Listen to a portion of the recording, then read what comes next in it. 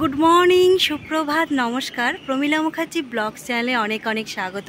আমি প্রমিলার ব্লগটা শুরু করলাম সকালবেলা থেকে। আর আমি এখন যাচ্ছি তোমাদের আদি কালী মন্দির দর্শন করাতে।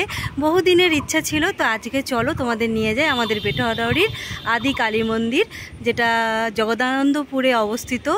তো যাই হোক, চলো দেখতে থাকো ব্লগ। যাওয়ার আগে একটা কালী মন্দির পড়ে, তারামা। দেখো তোমরা ভালো করে দেখতে পাচ্ছ কিনা, দরজা লাগানো। তো যাই হোক, সেখানে মাকে দর্শন করে আমি আদি কালী মন্দির, মায়ের মন্দির যাব। তো সাইডে একটা খুব সুন্দর, তবে জলটা খারাপ হয়ে গেছে, একটা পুকুর আছে, এই যে এই পুকুরটা আছে, জলটা লাল হয়ে গেছে, তবে এই চারিদিকে খুব সুন্দর সুন্দর ফুল ফুটে আছে।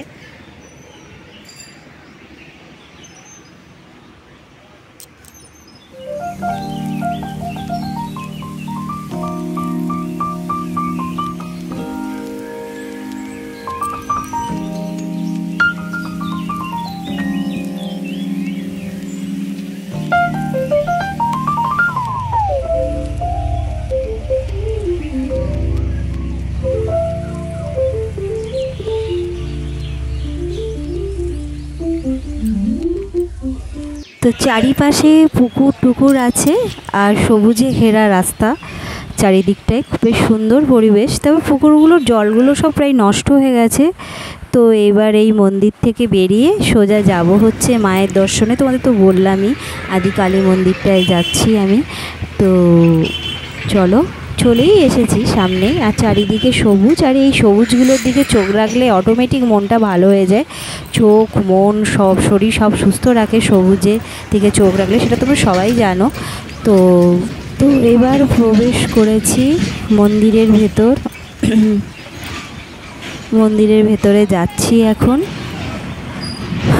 মাকে দর্শন করতে, বহুত দিনের ইচ্ছে। তো যাই হোক, মায়ের দর্শন করলাম, তোমাদেরও করাচ্ছি। মা তোমাদের সকলেরকে ভালো রাখুক, মঙ্গল করুক, এই প্রার্থনা। আমাকেও ভালো রাখুক, আমার পরিবার, আমার সন্তান, আমার সবারই পরিবারের সব মানুষজনকে। যাই হোক, সবাইকে ভালো রাখুক, সুস্থ রাখুক। আর তারপরেই চলে এলাম আমি এখানে মন্দিরের পাশে মা মনসা আর শীতলা দেবীর মন্দির। দেখো, আসলে ওপরে উঠতে দেওয়ার কোনো নিয়ম নেই, তো মানে মন্দিরের উপরটাতে, তাই যেতে পারলাম না। তো আর তারপরেই মহাদেব, তো মহাদেবকেও প্রণাম করে চারিদিকটা তোমাদের ঘুরে ঘুরে এবার দেখাই। দেখো, মন্দিরেই মহাদেবের মন্দির পাশে, আর তারপরে এখানে অনেক ঠাকুরের মূর্তিগুলো রেখেছে। আর এদিকে আরেকটা বড় মূর্তি মহাদেবের। তো হর হর মহাদেব। তো মহাদেবকেও প্রণাম করলাম এখানে। তো চারিদিকটা দেখো মহাদেবের মন্দির, খুব সুন্দর জায়গা। আর এখানে মনে হয় হোম যজ্ঞ হয় এই সাইডটাতে। আর তারপরে চারিদিকটা ঘুরে ঘুরে দেখলাম। তবে এই মন্দিরটার সম্বন্ধে আমি অতটা কিছু নিজস্ব জানি না, তবে এখানে কাউকে জিজ্ঞেস করব, ভাবছি যতটুকু মানে তোমাদের বোঝাতে পারি নাকি মন্দিরটা কবে কি মানে প্রতিষ্ঠা। তবে তোমরা শুনতে পাবে, এখন তো ভয়েস ওভার দিচ্ছি তোমাদের। তারপরে দেখো মা লক্ষ্মী আর বিষ্ণুদেব পঞ্চনাগের ওপর বসে আছেন। আর চারিদিকটা মানে একটা পুকুর মতন না, এটা ডোবা মতন করে দিয়েছে, এটা জলের ওপরে বেশ। ওটা হয়তো লাইটিং টাইটিং কিছু একটা হবে, রাতে হয়তো বোঝা যাবে। তো আমি তো রাতে আসি না, জানি না। তো তারপর সোজা চলে গেলাম, এই সাইডে কিছু ঠাকুর দেবতা আছে, মন্দির আছে। তো চারিদিকটা একবার তোমাদের আরেকবার দর্শন করিয়ে দিচ্ছি, মানে দেখিয়ে দিচ্ছি। আর এই দেখো আম ধরেছে গাছে, খুব ভালো লাগছে চারিদিকে সবুজে সবুজ। ভালোই, সকালটায় আজকে এসে মনটা বেশ ভালো হয়ে গেল। তো যাই হোক, চলো এবার এখানেও একটা মন্দির আছে, এই মন্দিরের ঠাকুরটা দর্শন করব। তার আগে আমি যাব বজরংবলীর মন্দির, মানে আছে। তো এই দেখো বজরংবলীকে প্রণাম করার, এই যে পুরোহিতের কাছে আমি এই মন্দিরটা কত সালে স্থাপিত হয়েছে? এই মন্দির বহু পুরাতন সত্যযুগের পীঠ, এটা সার্বভৌমের পীঠ। হ্যাঁ, ভগবান কৃষ্ণের আমল। হ্যাঁ হ্যাঁ, এই জগদানন্দপুর এই আন্ডারে বিভিন্ন মন্দির আছে, গৌরী মঠ আছে, নানা মন্দির আছে। তারপরে কালের প্রভাবে ধ্বংস হয়ে গিয়েছিল, তারপর আবার পুনরাবৃত্তি করা হয়েছে। এখানে পরবর্তী সময় মহাপ্রভুর আমলে জগদানন্দপুর পণ্ডিত এখান থেকে কাটোয়া পর্যন্ত জগদানন্দপুর ছিল বিশাল আকারে। হ্যাঁ, এটাও জগদানন্দপুর। সেই এখান থেকে মহাপ্রভু নিদোয়ার নবদ্বীপের নিদোয়ার ঘাট থেকে গিয়েছিলেন, এখানে গৌরীয় মঠ আছে, সেখানে তিনি বিশ্রামও করেছিলেন।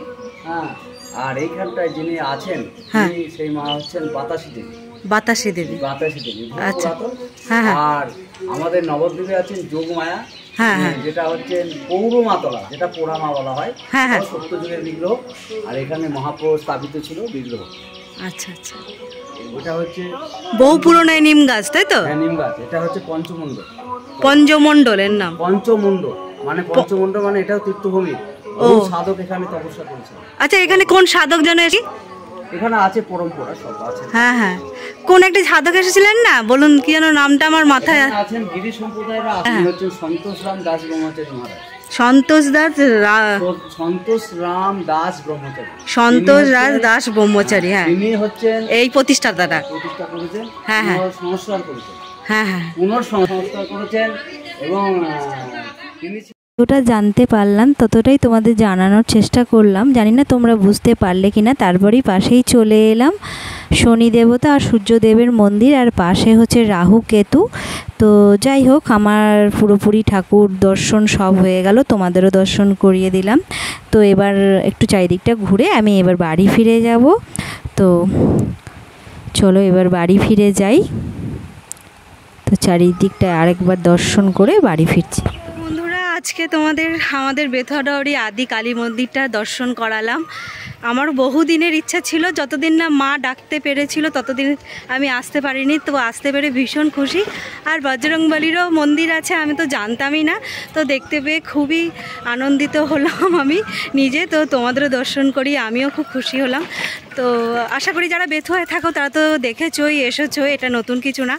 কিন্তু যারা থাকো না, একবার এসো আমাদের এই বেথুয়াডাওরি আদি কালী মন্দিরে দর্শন করে যেও, মায়ের বহু পুরাতন মন্দির। তো যাই হোক, আর বেশি দূর ব্লগটা বাড়ালাম না। তো আজকের মতো টাটা, আগামী নেক্সট ব্লগে দেখা হচ্ছে। তো তোমরা ভালো থেকো, সুস্থ থেকো, আনন্দে থেকো। তো টাটা।